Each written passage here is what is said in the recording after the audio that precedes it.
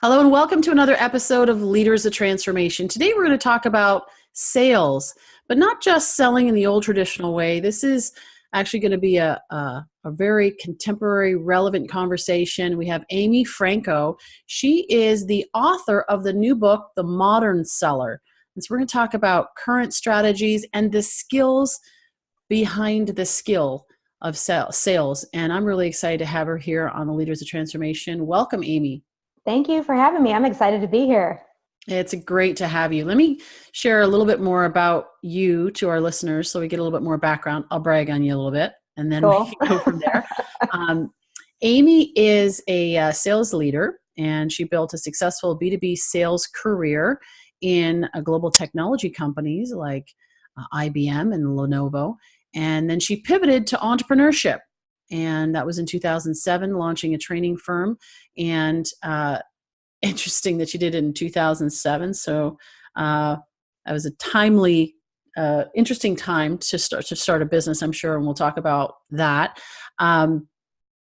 She's known for her energetic style and practical experience, and we're going to unpack that further here. And as I said, she has a new book out that is now available on Amazon, and it is called The Modern Seller. So as I said, we're really excited to have you here, Amy. We're also excited for you, the listener, to be here because, as I say every single time, you know what? You're the reason why we do this podcast. We do this because we want to inspire you. We want to equip you with what you need to be able to be the leader of transformation that you're capable of being. So as much as we're going to talk about sales, I think sales is one of the most important skills that you can ever learn.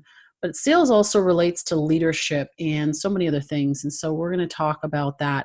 But most people, when they talk about sales, they're, and it's usually a negative, right? It's like, oh, I have to do that thing. I don't know how many times, I've asked people about their sales process and they say, I hate to sell. And I think that that's because there's a misconception of the way that, that what they need to do to actually make the sale. And then Amy's going to dispel some myths about that here, because I think more of you are going to realize, wow, actually, you know what? I do like to sell. This is fun. And so we're going to give you tips and tools to be able to do that. So after the interview, I encourage you to go on leadersoftransformation.com. All the show notes will be there, access to Amy, her book, all the links will be there available for you. We also like to hear your story and how this is impacting you. So what are you learning? What are you applying? How is it, what is the result from it? And we also want to hear how you're making a difference in the world. So make sure that you reach out to us, leadersoftransformation.com, also on social media. We have a Facebook page, Leaders of Transformation, and we share all the time. I'm sharing really cool things that people are doing in the world. So love to have you part of that. So Amy, we talked about your book. Let's start there. And there's tons of sales books out there, but this one's a little different. So tell us about it. Yeah. So as I was doing research and ultimately became the modern seller, to your point, there are so many resources out there on sales methodologies, technologies, different skills, prospecting, presenting, closing. These things are all so important to sales.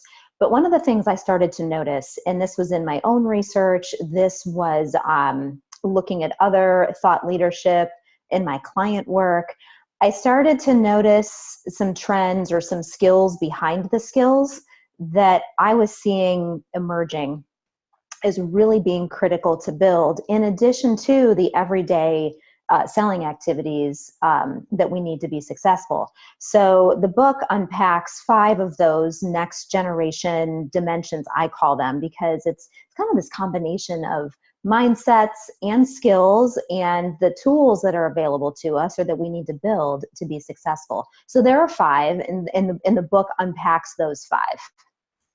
Got it. Well, to me, I think about it as this is like what is it they say? It's not the words you say, it's the music you play. And a lot of times, like even in working with some salespeople are super successful, and then they have somebody in their team and they're like, I don't understand why they're not getting it. And I think it's a lot of it, my experience is that it's what you're talking about here. The things that are almost hard to teach people. It's not about a script. It's not about how good your script and your presentation is. Sure, those things are nice, and knowing how to close and when asking the right questions, all of those things, handling objections.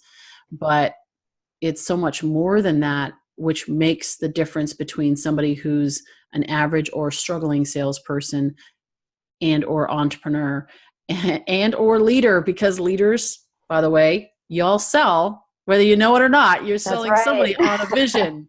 Okay. So you need to know how to sell to be able to enroll and to be able to influence other people, whether that is internally on your team and or externally. Could be vendors, it could be negotiating for better deals. That's all a sales process. Yep, for So sure. yeah. So let's talk about, I know there's the 3 R's that you talk about. And so let's start there, and then we can unpack it further. Yeah, sure. So the 3 R's fall into the social dimension of modern selling. So there are 5 dimensions of modern selling. One of them is social, and then the 3 R's within that dimension are your relationships, your reputation, and your results. And really, no matter where we go in life, no matter what role we take on in a company, or maybe there's a nonprofit that we're passionate about, that we're a part of, or just in our everyday life, these are things that we take with us no matter where we go. And I realized that when I made that transition you talked about in my bio, when I left IBM and Lenovo in 2007 to start my own entrepreneurial venture. Never was that more obvious when I started that venture. And as I've continued to grow the business, it just becomes even more apparent to me that no matter where we go in life, we take those 3 R's with us. Yeah, absolutely. Well, do you want to talk about social, or maybe some of the other ones are important to start with that build on it? I'd love for you to share these 5 elements. Yeah, so maybe what I could do, I could just lay out the 5, just briefly, give our listeners an overview, and then we can dive into social a little bit more. And if there's another one that catches your attention, we can dive into those too. Sounds good. All right. So maybe I'll take a step back and give everyone my working definition of a modern seller, because depending on who you talk to, and I have conversations with my peers about this all the time, sometimes the misnomer is that modern selling means that you are using the latest and greatest social selling tool or sales technology, CRM, whatever that is. And I actually don't see it in that way. Those things are important, but the way in which I define modern selling is that our prospects and clients are dealing with so many pressures, and the way in which they have to be going to market has changed so much that their expectations of us have changed. And it doesn't matter if you're in a sales role, if you're in a sales leadership role, or if you're in another leadership role, this affects you too. Because in order for our organizations to be successful, we have to make this transition into modern selling. And so I define a modern seller as 3 things. First, a modern seller is someone who is a recognized differentiator in their prospects or clients' business. They are recognized by their prospect or client as someone who is making a difference. Secondly, a modern seller is someone where the value of the product or service that they sell just isn't really fully recognized without them. You can't quite separate them from the product or service that they sell, because they just bring so much more to that product or service. And then lastly, a modern seller is someone who is really viewed by their prospect or client as a competitive advantage. So our prospects and clients couldn't imagine doing business with anybody else but us, because we are business people helping them make their business better, helping them reach their goals. And so that working definition of a modern seller, can someone kind of tick through those and say, yes, I've got these in spades, or maybe there's 1 or 2 that I need to be working on. So, yeah, and before you go to that's those, how I define it. Yeah. So if you had a question, if you wanted to dig into that a little bit more, we can do that. well, yeah, just before you go to the 5, because I know there's going to be lots that we're going to want to talk about there. Yeah.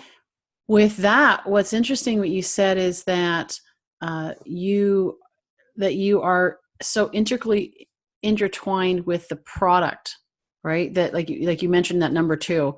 Yeah. It's so interesting because now you're hearing all about automation, talk about digital use of technology, Yeah. automation, e-courses, all of these things that people want to do to take themselves out of their business, because they've heard the adage, don't work in your business, trade time for money. You want to work on your business. You want to build a business where the lifestyle business. And yet what you're talking about is how important you are to it. So you're not a commodity, right? Is what you're Right. ultimately talking about. So can you unpack that a little bit further? Yeah, sure, sure. So let me, so I work a lot in professional services. So I have a lot of professional services clients, and I have a lot of clients that are in the insurance sector. And so when we talk about unpacking the idea of being tied to the value of our product or service, it kind of flies in the face a little bit of this idea of automation. And those are industries that are being very disrupted by technology and by automation. And those are definitely outside forces that, that's only going to accelerate. And so the more that technology is introduced, the more automation that there is. And this could absolutely be applied to your scenario too that you just described. The more automation, the more technology, the more we start to run the risk of looking in seeming like everyone else. And so there has to be something that makes you different in a meaningful way that helps you to rise above the noise. I call it the world of sameness. Our brain, I read a recent research piece, and I see different numbers all the time, but I saw a recent research piece that the brain makes something like 35,000 decisions a day. And regardless of whether or not we believe that number, the idea is that we are making a lot of decisions on a daily basis, a lot of which we are totally subconscious to us. And we have so much more choice these days. And because we have so much more choice, we fall into kind of this world of sameness where everything looks the same. It could be a solution, but is it the right solution? Is it the right product? Whatever that is. And so our job becomes having to find those ways to be meaningful to our prospects and clients so that they're choosing us over the other choices that they have. We're rising above that world of sameness. Yes. Well, and I also think there's a lot of people, a lot of business owners, small and large, that are throwing a lot of mud against the wall because of the fact that they're looking at it like, we got to get our message out there. We got to be all over social media. We've got to do all the things, right? To be Yep. seen, to be visible, because there's so much noise out there. So it's like, I'm going to yell over everybody else to be heard, Yeah. right? And I call it that's the Jello costly. strategy. You just keep throwing Jello at the wall to see what sticks. Yeah, yeah. And that just gives you a icky wall. So Right. tried that. Yeah, it's expensive, and it's so with that, what I'm also hearing in this, and this is where these 5 elements, we're going to get into it in your book, are going to unpack this, I'm sure, is at least in part, is this idea of focusing in on building the relationship and having, like you said, the differentiator, the competitive advantage. It all intertwines so that you don't actually have to just throw more out there necessarily. That's not always the answer, but it's the focused approach to it. Am I hearing that? Yeah, for sure. So there's the focus element of it, and it's also the focus element in the meaning element of it. So to your point, if we're out there communicating in the world, we know we have a better idea who we want to be communicating with, and when we understand what's most important to them, how we can be meaningful to them, it makes things easier, simpler, because we aren't trying to be all things to all people. We're Yeah. very clear on where we add the most value, and we're also really clear on what our prospects and clients see as value so that we can deliver that. Yes. Yes, exactly. Focusing in on those things that are the Yeah. most important rather than throwing all this other information out. So, okay, let's talk about the 5. Yeah. So as I was going through my research, and when I started writing the book, I was part of the work that I did was mining my own experiences, doing interviews with individual sellers, sales leaders, looking at some of the industry research that was out there. And what I started to see as I was putting my ideas together, I started to see these patterns, and there were these 5 dimensions that kind of, in my worldview, rose above all the others. So the first one is that a modern seller is agile, and the idea behind agility is if you know someone who is very nimble. They're a fluid thinker. They deal really well with ambiguity. They almost kind of like it. They're typically going to be someone who is agile. And probably one of the hallmarks of someone who's agile is the ability to take lots and lots of information and filter it into what I like to call intelligence. And back to that conversation around the world of sameness, intelligence are like those really meaningful insights, ideas, etc., that can help a prospect or a client's business move forward or help them achieve a goal. That's way different than the idea of just, throwing stuff at the wall and seeing what sticks. But someone who's agile can filter through that quickly and really see the intelligence and be able to then share it. And they're awesome at course correcting and pivoting with a lot of confidence. So that's agility. A modern seller is also entrepreneurial. They do not see themselves as an employee in their business. They really see themselves as the founder and the CEO and the chief bootstrapper of their own book of business. And they just take this entirely different level of ownership. And when you see your business like a business, you treat it differently, looking at the top line, the bottom line. You're looking at your best opportunities. You're looking at ways that you can grow. You have the mindset of a startup, really. So a modern seller is entrepreneurial. The third one is holistic. A modern seller is holistic. And this is about strategic productivity. In any given day, we have these finite resources of time, motivation, discipline, energy. And those resources deplete as we go throughout our day. And so a modern seller is really, really smart and focused, to your point earlier. They're very focused on the activities that make the most difference to their selling results. And as a leader, you can apply the same concept to your leadership results. So they're very intentional about the choices that they make throughout their day. And because they're intentional, they can get more done. They are high performers, and they can usually get more done in less time because they're super focused. Then there's two more. Modern sellers, social. So it goes back to the 3 R's that we talked about a little bit earlier. And this is about intentional connectivity. I have 3,000 plus connections in LinkedIn. I do not have 3,000 plus relationships on LinkedIn. So the idea behind social is really being intentional with the relationships that we build. And usually it starts with a really significant goal, a business development goal. Maybe it's a leadership goal of some kind. And when we can hone in on that, then we can start to think about what are the most important relationships that I want to build, that I want to add value to, so that I can achieve more significant goals more quickly. And then the last one is ambassador. This is probably the one that I get asked the most questions about. And I like to think of an ambassador as a bridge. An ambassador is a bridge like inside their organization, outside their organization, into their communities, etc. And what they're really awesome at is taking a really small kernel of a win, like a prospect that has just become a new client, and they deliver on that so well that then becomes a springboard to building long-term loyalty and really lifetime value. And loyal clients are 3 times more likely to buy from us than someone who is either a prospect or someone maybe who is just kind of satisfied that they are not loyal to us. So that's an ambassador. So those are the five big ones that I am seeing sellers and leaders also needing to build in their organizations. Yeah, and what you're talking about here is, as a seller, it's not just the sales team. I'm hearing a mindset that is really within the whole organization, anywhere in the organization. You talked about being an entrepreneur, having that entrepreneurial mindset.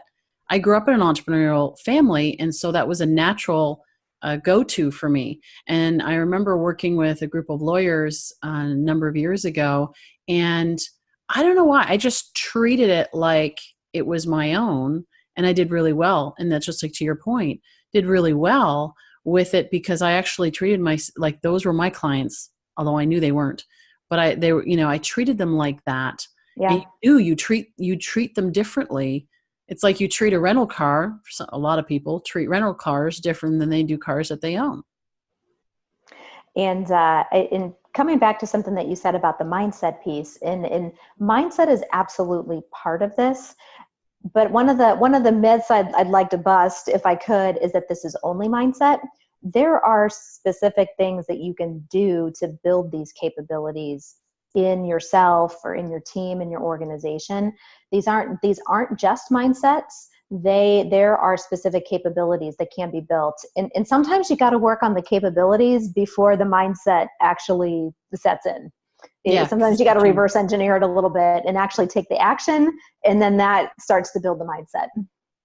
So talk about what are some of the capabilities, and we are talking about the skills behind the skills. It's a skill. Mm-hmm. So Yeah. what are those skills? Yeah. So let me pick on agility for a Sure. moment. I think there is this idea that you're either agile or you're not. And yes, maybe some people have more of a natural tendency toward agility, but it is also something that can be built. So let's say you're a leader and you are looking at your team, and this can be a sales team, it could be another team, and there's probably someone in your mind right now that you know without a doubt has agility. And maybe there's somebody on your team that you're like, I'm not totally sure if they have this, but maybe they could build it. So think about that person for a moment. And so one of the skills or one of the capabilities that you can build around agility is busting old patterns. So back to the brain for a moment that we were talking about earlier and all the decisions that we make. In addition to that, our brain, and I'm not a neuroscience expert, by the way, I just like to do a lot of reading on it. I find it so fascinating, but our brains love to build patterns. So your drive to work, or what you put in your coffee every morning, your brain builds patterns, and your brain's always looking for ways to automate things, to make things easier for you so that energy can then be dedicated to higher level, more energy decisions that need more energy, let's call it. And so what the byproduct of that sometimes is that we get into these patterns that then become ruts.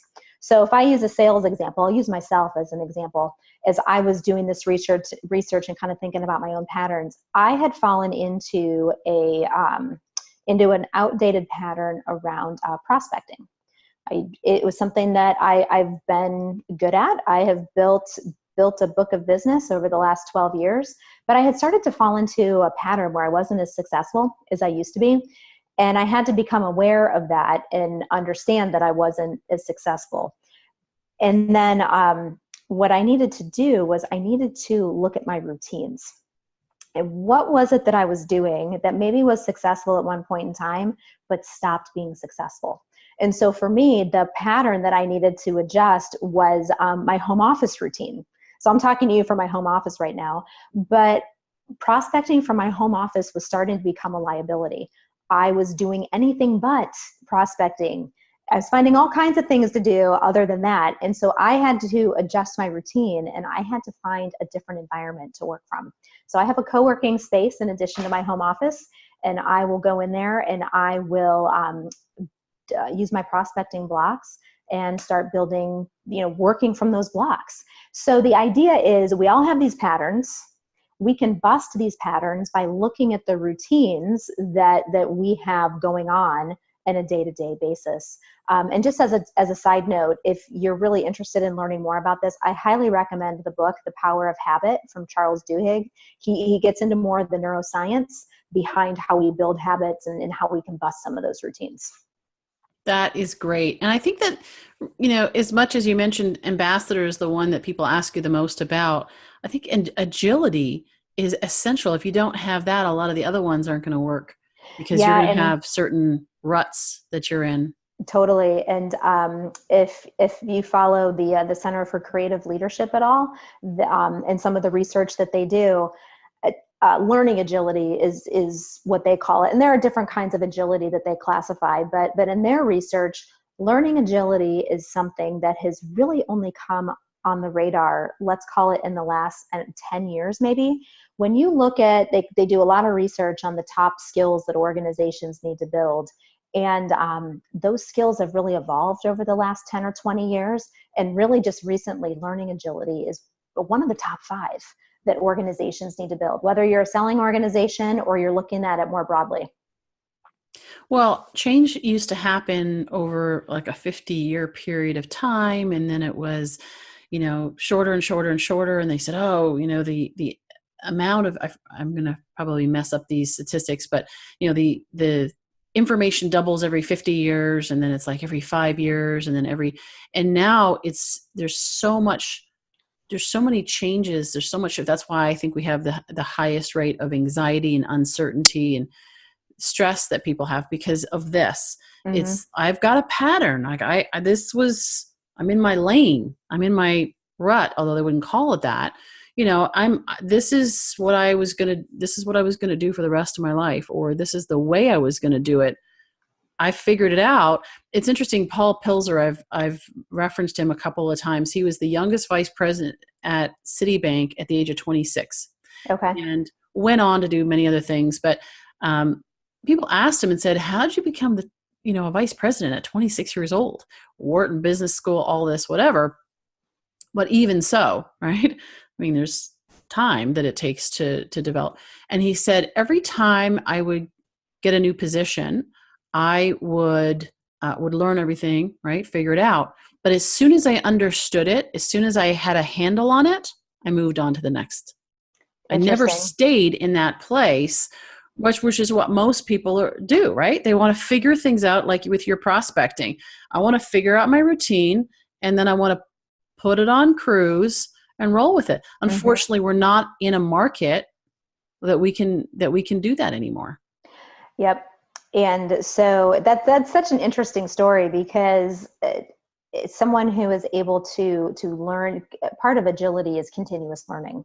So it is taking all of those experiences, mining the lessons, and then very quickly being able to apply it to the next scenario. So I would bet that vice president was probably really good at doing that too. And that helped to speed along his trajectory. But sometimes your lane gets blocked. Like you think you're in this lane, and then all of a sudden there's like a huge roadblock in the lane. And so our ability to pivot with confidence is really critical. Here's a pivot right here. See this? Like, he just woke up. I'm also in my home office, and he's like, I want to hang out.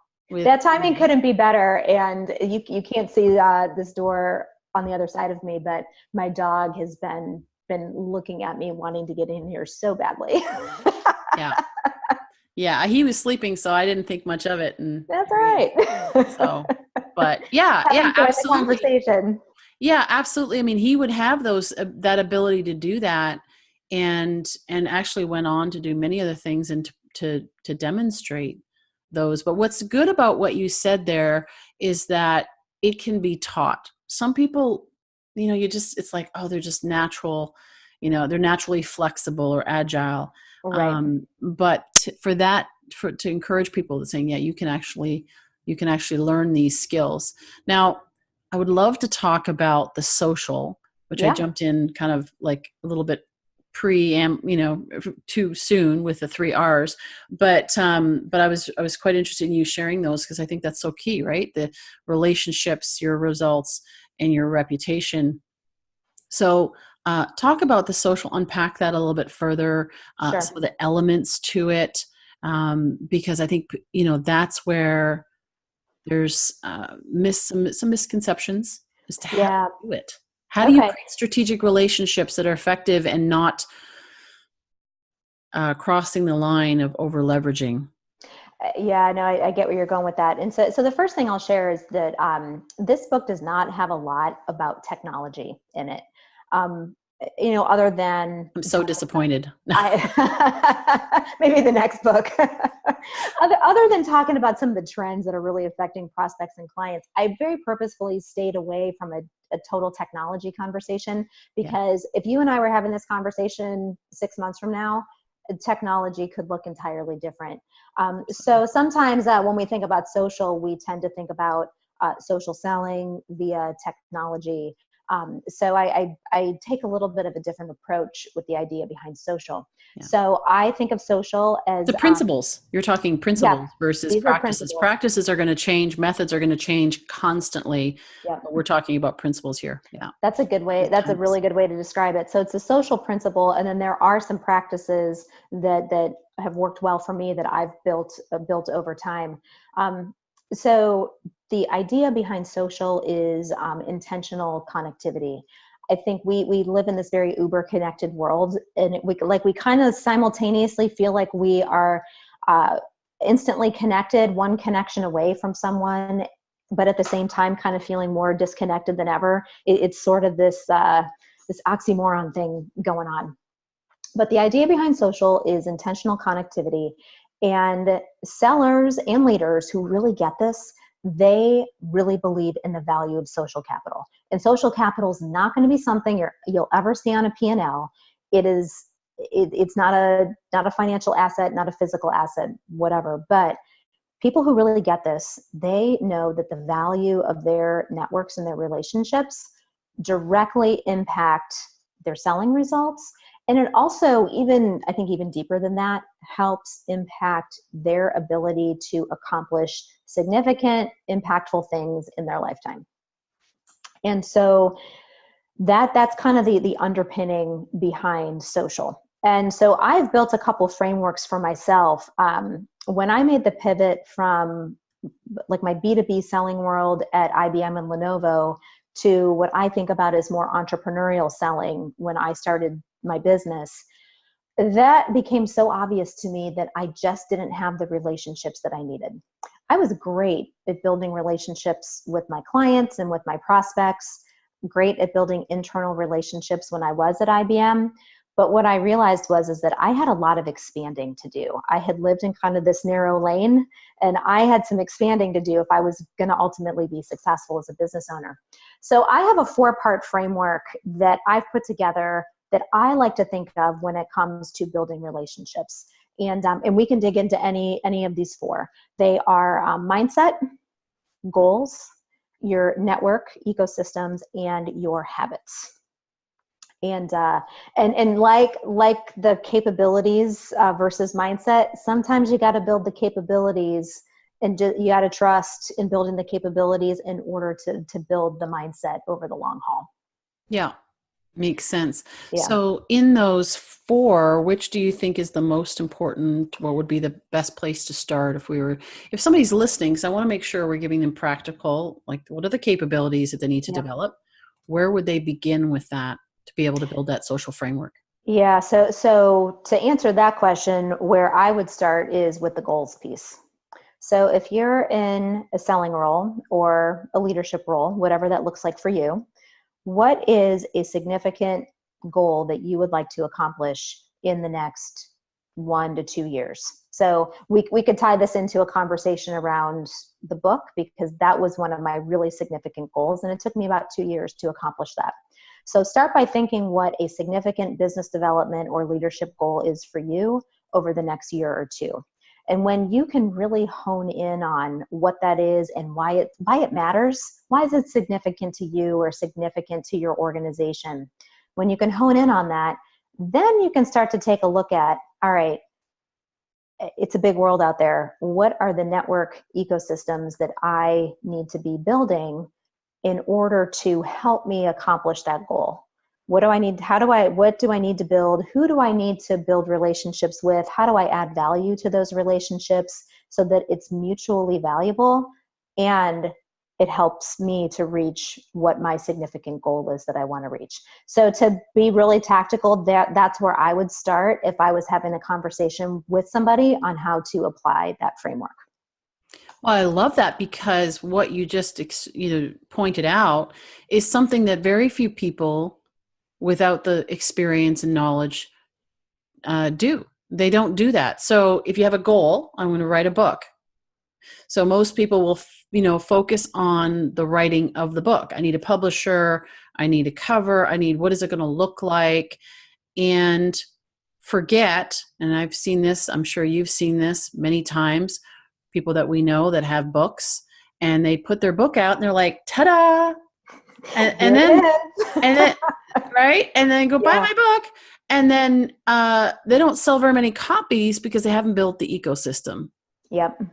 Yep. And now they've got to go spend the next couple of years building the ecosystem, which they could have actually been building while they were writing the book, For and sure. have it match up. Yeah. Yep. That is a great example. Another example from my own life is I'm a keynote speaker. And so building the keynote speaking portion of the business and building that revenue stream, that's a significant goal for me over the next 1 to 2 years. And that is also something, it's not something that you build overnight. It's not a quarter or two.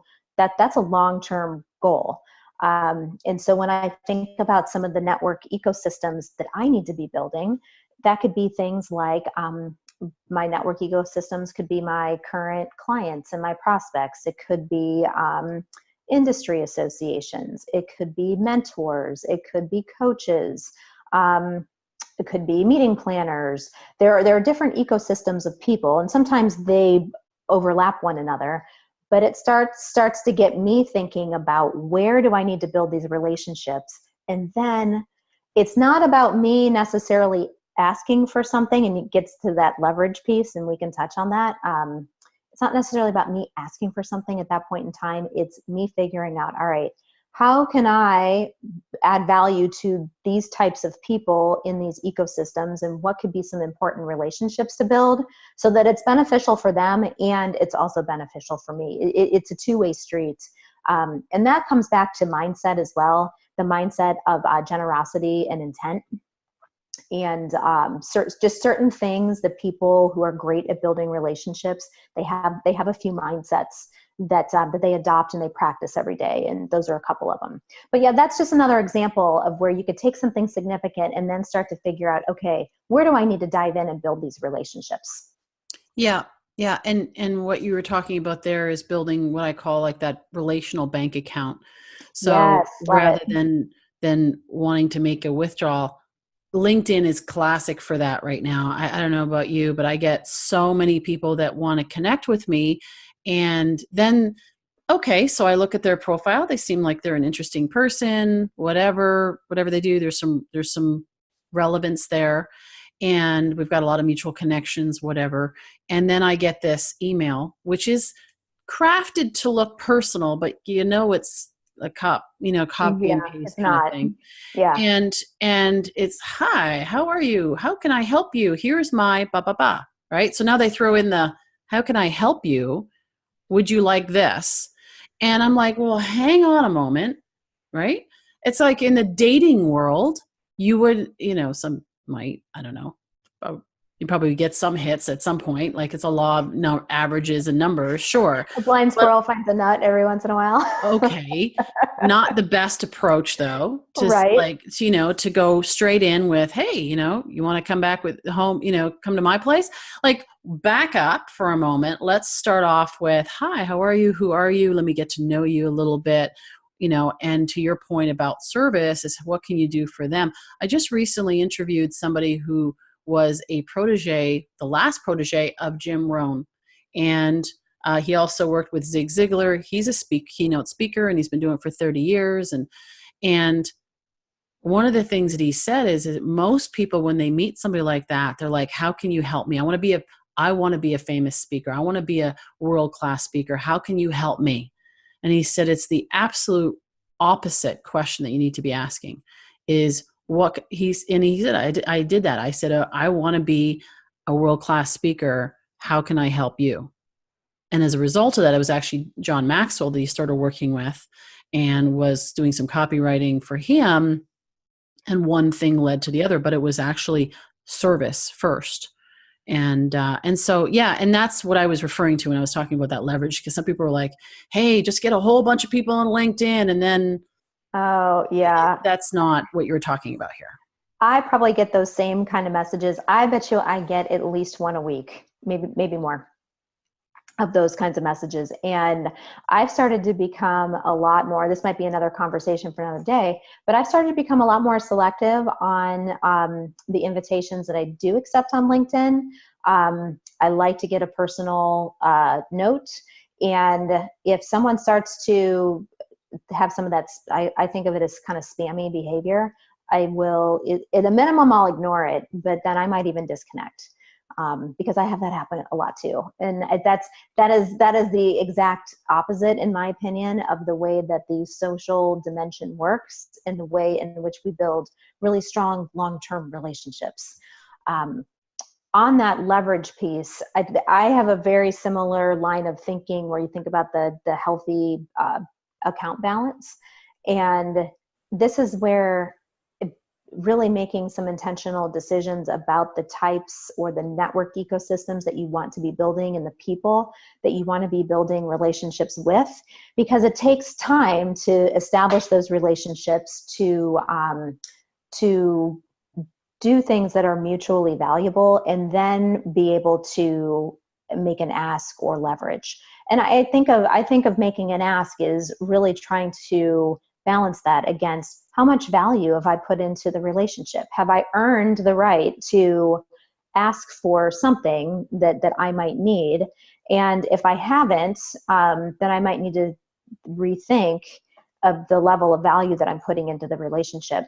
But also kind of to that point about the proteges, even if you are younger in your career or you're taking on something for the very first time and you don't have a ton of experience, you still have a lot of value to add to someone.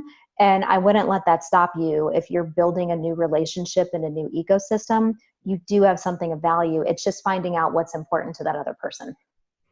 Yes, I had somebody years ago who sent me an email and said, I would love to be coached by you. And I said, oh, okay. So tell me about you and what you're looking to accomplish and how I can support you in that.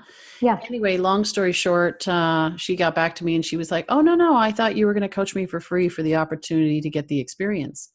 And I'm like, let's back up for a moment. Right. I think we've I got have a lot of experience. Miscommunication here. Thank you. I have a lot of experience already, not needing to look for that.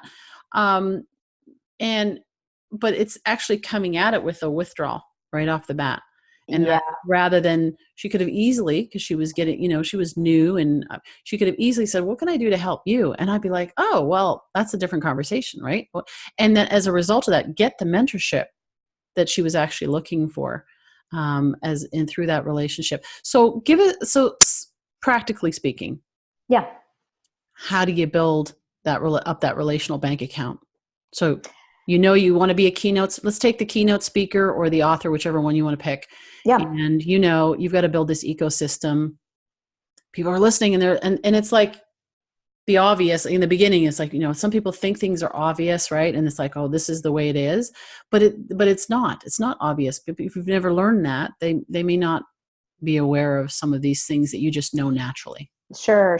And, a lot of the things that I'm talking about here, like I've learned from others, or I've learned, a lot of trial and error over the years in building some of these. But, so if we kind of break this down into something that's very tactical, so someone who is thinking about a specific goal, I can use myself as an example. So let's talk about the keynote speaking piece. So, I have a goal in the next 2 years that will have a good significant part of my business will be attributed to keynote speaking.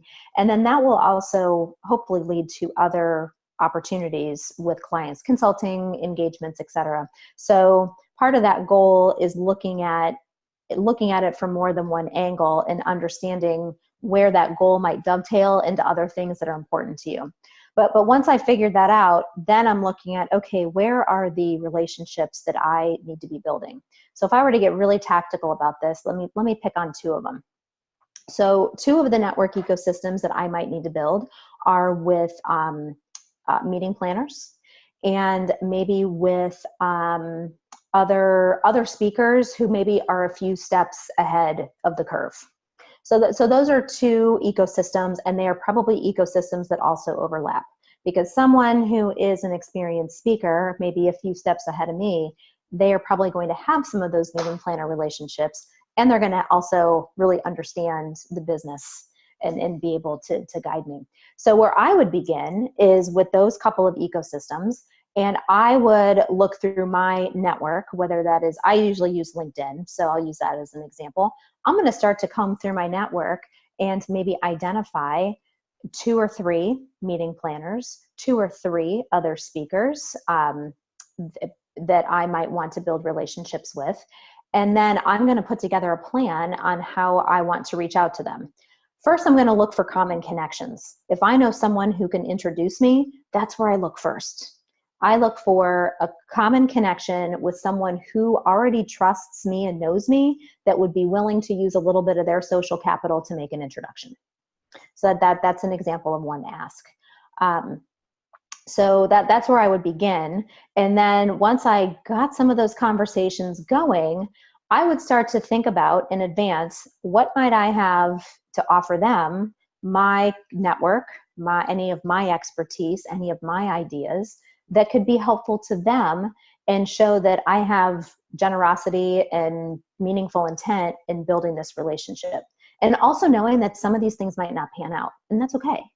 It's okay if it doesn't totally pan out, but I'm going to start to look at where I can add value. And then I'm going to reach out to them, and whether it's with a phone call or a LinkedIn message or an email, whatever that looks like, I'm going to set up an introductory conversation. And my goal is to learn about them, what's important to them, and maybe have a couple of ideas that I can share with them that shows value. And also at the same time, not being afraid to share with them, being very intentional with them on, here's what I'm looking to accomplish in the next couple of years. I'm looking to build my network. I just want to be upfront with you about that and transparent. You don't have to hide it. But I'm hoping that we might be able to help one another out and just see where this leads. So I just said a lot there. I just said a lot there, but kind of unpacking some tactics that have helped me. Yeah, no, that's great. And with that is, I think it's actually good that you put it out there and you say, this is what I'm looking to do. Because otherwise, absolutely, you don't want to be like, oh, by the way, I've done all these things for you. Now, I'd like you to do this for me. That's not what you're talking about here. It's literally the relationships in business. And I heard that through the material that I read from you. It's like the relationships in business and personally, and the way that we show up is very similar, right? So it's like we wouldn't do that with somebody that we were building a friendship with and expect to have a quality relationship or quality friendship with somebody. It's like, oh, I've had, and I won't mention the industry, but I've had certain people from a certain industry that are like, hey, I want to be friends. And then when they find out that you're not actually interested in their product, they're like, see ya, crickets, can't find them anywhere. Right. And that's not what we're talking about here. And it doesn't work. It doesn't work in any, on any relational level. Well, and even this conversation here that we're having is a great example of social in action. I don't know why I didn't think of it before now, but we share a common connection with Jane Atkinson, wealthy speaker. I've been a client of Jane's for a number of years. Yes. And I listen to her podcast. So I'll trace this through. I listen to her podcast. You were one of her guests. I'm like, she seems really cool. I think we have a lot of things in common. And I'm like, well, why don't I just reach out to her? I have a book and I think it might be of interest to her audience. So why don't I reach out, introduce myself, see if there's something common, mutual value that we could create for each other. We decided that there was, and here we are on this podcast. And it's just a great example of social in action. And it wasn't difficult. It was great. And now you're somebody that will be in my network and I'm in yours. Yep. And we can continue to help each other. Yeah, absolutely. It's a perfect example. And thank you. I forgot about doing that in the beginning because I always attribute to where I meet people. And I know we met through Jane, and Jane's amazing. Jane's also been on my show as well. And she's a fantastic woman. And she on her Wealthy Speaker podcast, that's where I was speaking. So yes, thank you for that. And this is a perfect example. And it's been so good. I mean, oh my gosh, there's so many things we can talk about. I say that a lot with my guests. We get to that point where it's like, we could probably talk for 3 more hours on this subject. I would just recommend to our listeners and viewers is to go get a copy of your book and continue this conversation with you and exploring unpacking further these different elements, because there's no way that we can pack all of this knowledge and the many years of experience that you have in a 30, 40 minute podcast. It's just not possible. But through your book, you can do that. And so I encourage you. Now, what your website? What's the best website to send them to for that? Yeah. So if you're interested in the book, you can either go directly out to Amazon. It will be out there. You can also go to amyfranko.com, and there's a book link at the top of the page. So that will give you all the details about ordering the book. And one of the things that we're doing right now is we have a video series that's being released as part of the book, and also some bonus content. So and this will, depending on when this runs, we will be continuing this for a while. But when you do buy the book, if you want to send an email over to info@impactinstruction.com, which is my other website, we'll send you a bonus workbook. It's a digital workbook with some other exercises to help you apply the content from the book. So just a bonus for people that want to take advantage of that. Fantastic. Amy, thank you so very much. Lots of lessons, nuggets in here and experience. And we didn't even get to your story, a woman in tech and the sales. I'm sure you've got lots of good sales stories there. So, but yeah, we just that's really, a whole other call. But yes, absolutely. Yeah. Whole other therapy session. No, just, right? I'm just kidding. Well, so yes, as I said, I really enjoyed having you here. Thank you so much. And thank you to our listeners for tuning in. I know there was so much value here. This may be one of those interviews that you go back and you listen to over and over again and unpack it. And again, all this information is in her book, The Modern Seller. Go get a copy of it. Do yourself a favor. One of the best skills that you can ever learn is the ability to sell, but to sell well. Not to sell like, we were talking about, what I was saying in the beginning is, the manipulative. We're not talking about that. We're talking about building quality relationships. Who doesn't want to have a whole bunch of quality relationships with people that is a mutually beneficial relationship? We all want that. And so here are some ways that you can actually do that, practically speaking, learn those capabilities, whether you have them or you don't. So I encourage you to do that. I always say at the end of every conversation, every episode, leaders take action on something, whether it's buying her book or whether it's going to check out her website, whatever it is, taking one thing that she talked about here and applying it, looking maybe at and evaluating is a great place to start, is evaluating how do you actually show up on, let's say, LinkedIn. Do you show up and say, I want to connect with this person and buy my stuff, or download I don't know, a person out there that wakes up in the morning and says, what I need today is I need another free ebook. Nobody says that, right? So, you going and saying, hey, let me send you my thing is really unsolicited, is not always appreciated. So even just starting with that evaluation and looking at how you approach things now, and then considering what Amy has said, what you can do to make a difference with that. So I encourage you that. Look forward to hearing your stories, and we look forward to hearing and seeing you on the next episode of Leaders of Transformation real soon.